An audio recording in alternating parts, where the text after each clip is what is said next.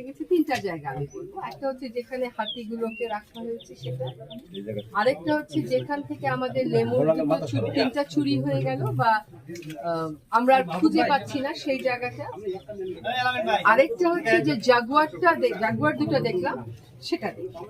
সেখানে আমার মনে হয়েছে যে একটা সাফারি পার্কে যারা আসবে তারা প্রাণীকে দেখে প্রাণীকে ভালোবাসবে, এই ভালোবাসাটা জাগাবার জন্যই সাফারি পার্কের আয়োজন। তারা তো চিড়িয়াখানার পরে আর সাফারি পার্কের তো প্রয়োজন ছিল না।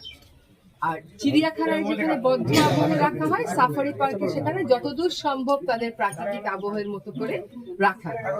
তো আমার মনে হচ্ছে হাতির ক্ষেত্রে, লেমুরের ক্ষেত্রে আর জাগুয়ারের ক্ষেত্রে আমরা সেরকম আবহটা দেখি।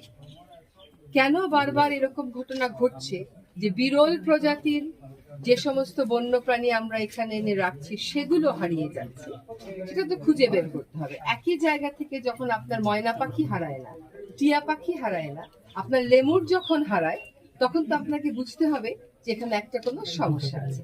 তো সেই সমস্যাটা আজকে আমি চিহ্নিত করব। আমার বন বিভাগের যারা বন্যপ্রাণী রক্ষণাবেক্ষণের দায়িত্বে আছেন তাদের সাথে কথা বলে, আপনাদের মধ্যেও কারো কারোর সাথে কথা বলবো। আপনাদের রিপোর্টগুলো আমি পড়েছি।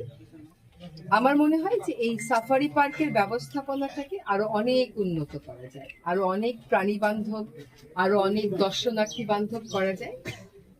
বন বিভাগ একটা সাম্প্রতিক সময়ে প্রকল্প পেয়েছে, কিন্তু আমার কথা হচ্ছে যে এইগুলো আসলে সব সময় প্রকল্প পেলেই কাজ করব, প্রকল্প পেলে কাজ করব না, সেরকমের বিষয় না।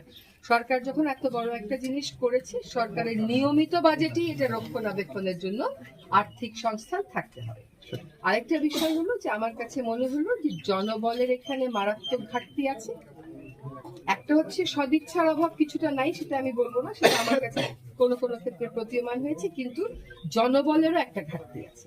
এখন সরকারি নিয়মে আমি যদি অনেক জনবল এখনই নিতে চাই, এখনই তো নেওয়া সম্ভব না, সময় লেগে যাবে। সেজন্য আমি স্থানীয় অধিবাসীদেরকে সম্পৃক্ত করে কি করে দুর্বলতাগুলো কাটানো যায় সেটার কথা ভাববো। এবার আপনাদের আর কোনো প্রশ্ন থাকলে বরাবরই তো